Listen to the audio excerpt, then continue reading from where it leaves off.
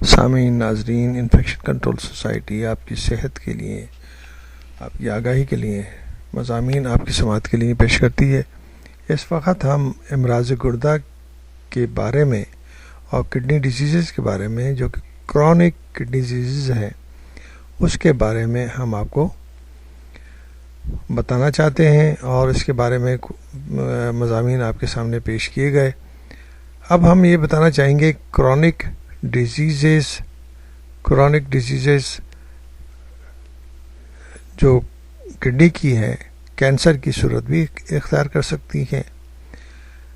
اس کے بارے میں ہم بتانا چاہیں گے کہ کیا یہ کرونک ڈیزیزز جو ہیں اگر مسلسل رہیں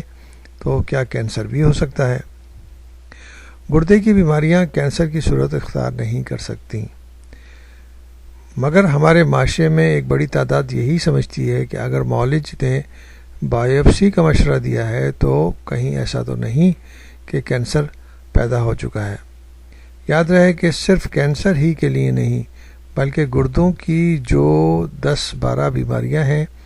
ان کی ڈائگنوسس کے لیے بھی بائیوپسی ہی کی جاتی ہے۔ کہ ہم بتانا چاہیں گے کہ کرونک ڈیزیزز میں سب سے پہلی اہم بات تو یہی ہے کہ ہم پہلے یورین ایگزامینیشن، بلڈ ایگزامینیشن کیا جاتا ہے۔ اس کے علاوہ جسم کے اور ٹیسٹ بھی کیے جاتے ہیں، پوری ہسٹری لی جاتی ہے کہ مرض کب سے ہے اور کتنے عرصے سے ہے۔ تو ماہر معالج جو ہیں یا ڈاکٹرز جو ہیں وہ صحیح طور پر تشخیص کر لیتے ہیں کہ مرض اتنے عرصے سے موجود ہے تو اس پہ گردوں کے پر اثر ہوگا۔ پھر گردوں کے جو ٹیسٹ ہیں اس میں بلڈ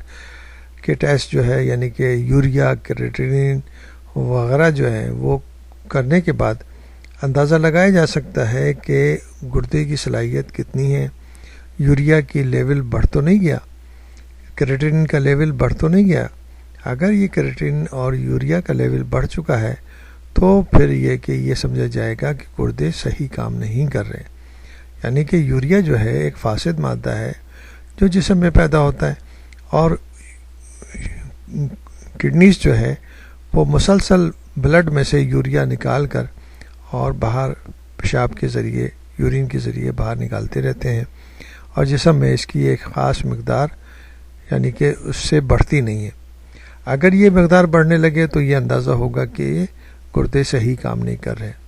لیکن سب سے اہم بات جو ہے ہم اس وقت یہ بتانا چاہیں گے کہ بائیوپسی جو ہے ایک مختلف اسٹیجز میں کی جا سکتی ہے، جس سے یہ اندازہ لگانا چاہتے ہیں، ڈاکٹر حضرات یہ لگانا چاہتے ہیں کہ کڈنی کی پوزیشن کیا ہے،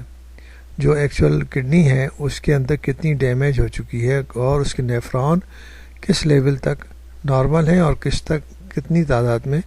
ایب نارمل اور یا ناکارہ ہو چکے ہیں۔ اس کی بائیوپسی کے بعد صحیح ڈائگنوسس کرنے کے بعد ہی مریض کو اگر ضرورت پڑتی ہے اور اس کا یوریا بڑھا ہوا ہوتا ہے اور کریٹین بڑھی ہوتی ہے تو اس کے حساب سے ہی ڈائلیسس یا کڈنی ٹرانسپلانٹ کے مشورے دیے جا سکتے ہیں۔ لیکن زیادہ تر ڈاکٹر حضرات کی کوشش یہ ہوتی ہے کہ میڈیسن سے ہی مریض کو ٹھیک کیا جائے اور مختلف طریقوں سے جو احتیاطی تدابیر ہے اس کو اپنا کر مریض اپنی زندگی آسانی سے گزار سکے۔